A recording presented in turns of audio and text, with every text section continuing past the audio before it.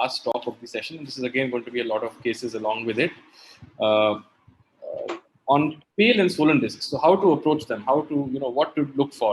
We've already discussed what if the fundus is completely normal, then what is it that you can look for? And this is a situation where they've got a disc which is either pale or swollen, and pretty much this kind of covers whatever changes you'll find in the optic nerve. So the history has already been covered well by Dr. Ankur in the initial examination portion. So you just need to know history of diminution of vision. Since when is it? Was it sudden, gradual? And this is just very basic points, whether it was transient or permanent. Are there any associated factors along with that? Is there any double vision that the patient is having? Any kind of a headache? Any kind of a... So essentially, the idea here is I'm just giving few pointers. This is not a comprehensive history list that you have to take, but this is what you want to look for predominantly if you find a pale disc or a swollen disc that the person has. So similarly, focal neurological deficits, so ocular movement changes, so all this becomes important. On the examination, all this is already being covered very well in the beginning. So you look at the ocular movements, look for ptosis, look at the pupils, look at the, the fundus. Obviously, we're looking at a disc edema and or a pale disc. So based on that, there'll be different etiologies that can come across. You need to do a color vision and a contrast, very important tools for the neuro-ophthalmologist. The confrontation visual fields already emphasized by Dr. Mahesh. So all this should be done by you. Now, if you see a pale disc, there could be two reasons for it. Either it could be a pale disc with very distinct margins, a good-looking optic nerve cup is there, vessels are well defined. This is known as a primary optic atrophy, right? And this happens when there are primary diseases, etiologies of the optic nerve. Then you could have a pale disc like the one on the right of the screen, where the margins are blurred, kind of dirty looking, sometimes grayish, the cup is obscured, the vessels may be looking abnormal. This is a secondary optic atrophy, and this happens when the disc an optic atrophy sets in after disc edema.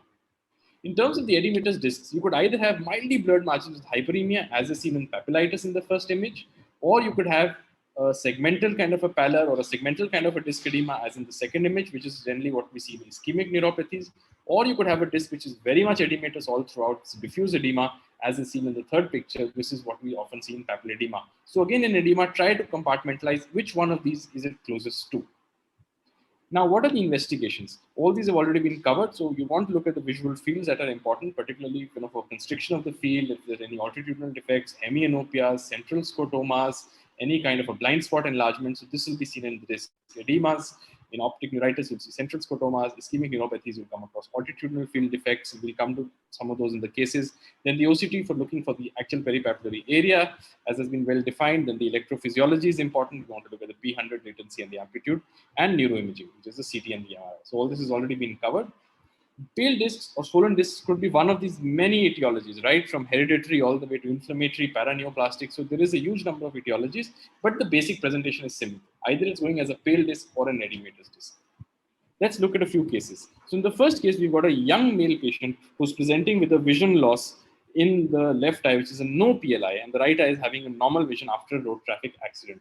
So here we are seeing what it looks like a primary optic atrophy, right? And this is something we can see in a traumatic optic atrophy, traumatic neuropathy. And we do an imaging here at the CT, you can see that there is a fracture at the optic canal area. There is a medial orbital wall fracture as well. So a primary optic atrophy is going to be seen in traumatic optic neuropathies where there is some kind of either a direct damage or an indirect damage to the optic nerve. So again, identify that it was a primary optic atrophy and you can have your differentials. Another case here, and a lot of these are classic cases, of course, it takes a little bit more thinking to sometimes come up with differentials, and we'll see those cases as we go along. So here you've got a 30-year-old female who's presenting with gradual vision loss in both the eyes. Vision is about 6/12 in one eye and 6/18 in the other eye. And you can see here that there is a disc pallor again in both the discs. Margins are well defined. You can see that it's almost a symmetrical bilateral kind of a disc pallor. And something like this, when both the nerves are affected, then you need to start thinking where could be the common origin. And the common origin very often would either be seen in toxic neuropathies or nutritional deficiency, which is affecting both the nerves, or something like a compression at the back, like a pituitary adenoma, typical age group, progressive, gradual decrease in vision. You must do a visual fields, and that itself gives you the answer. You can see a bitemporal hemianopia right here. And if you do an imaging, a large pituitary macroadenoma sitting there. So again, primary optic atrophy, you're looking at a compressive etiology.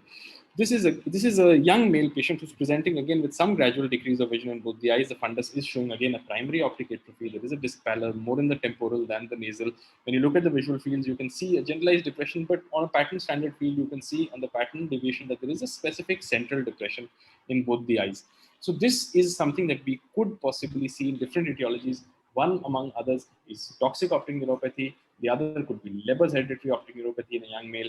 Then you could be looking at nutritional deficiency optic neuropathy. It could also be bilateral retrobulbar neuritis, but the more frequent ones are the ones I've mentioned before. And again, based on that treatment, based on that, your investigations would go on whether you want to do an imaging next, which is something that you must do whenever both the nerves are involved, or a genetic testing if you're suspecting Leber's, or you must, based on the history, you can tell whether it is possibly a toxic optic neuropathy or not.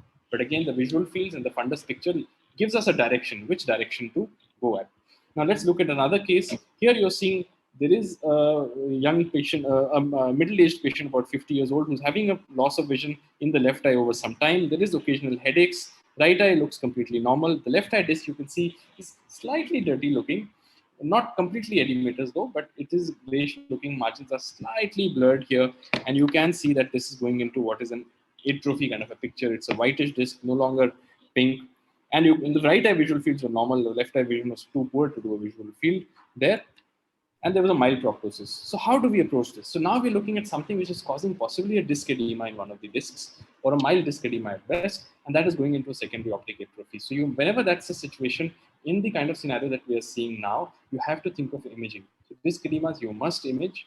You could have other causes such as ischemic neuropathies as well, but predominantly you must start thinking of image. There's a mild proptosis, so that again is a sign towards that direction. And here we can see there is a space occupying lesion right at the orbit. There is a meningioma extending there, and that is what has compressed this nerve, caused some edema and a secondary optic atrophy.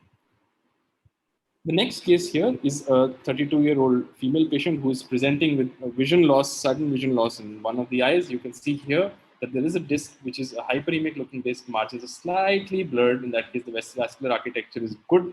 So this is possibly a case of papillitis. So again, a hyperemic disc edema, I'm thinking of papillitis in a young female patient in her 30s. And you want to do investigations further. You just to look at an MRI because you want to do multiple sclerosis. You want to do a full neurological examination. And to confirm your diagnosis in the vision, you can do an electrophysiology, a visual fields, an OCT. So these are the tests, investigations that you could take on. Again, put it into the bucket of papillitis. The next case here is again a young female who's who's obese, overweight, who's presented with bilateral discs which are very swollen. An MRI has been done based on papilledema, and that's the first thing that you must do whenever you see a papilledema. It was within normal limits, and on basis of certain investigations, it was diagnosed to be a case of idiopathic intracranial hypertension. And that, again, so the first investigation here, most important, you don't need to sit into a field first, you don't need to do any electrophysiology. You look at this picture, go for an imaging. Because if there is an ICSOL in the brain, then you need to get that operated soon. It is a life-threatening situation. Here, after that, you can do specific investigations such as look for, you can do a venogram, a dural sinus venogram in the brain to look if you're finding any venous sinus thrombosis.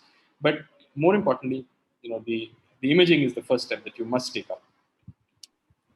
The next case is a case of a elderly woman who's having hypertension, who's had a vision loss on waking up in the morning one day. As you can see, the vision in the right eye is less, the left eye looks normal. If you look at the disc in the right eye, you can see that there is a slight edema, there is a sense of pallor in the disc.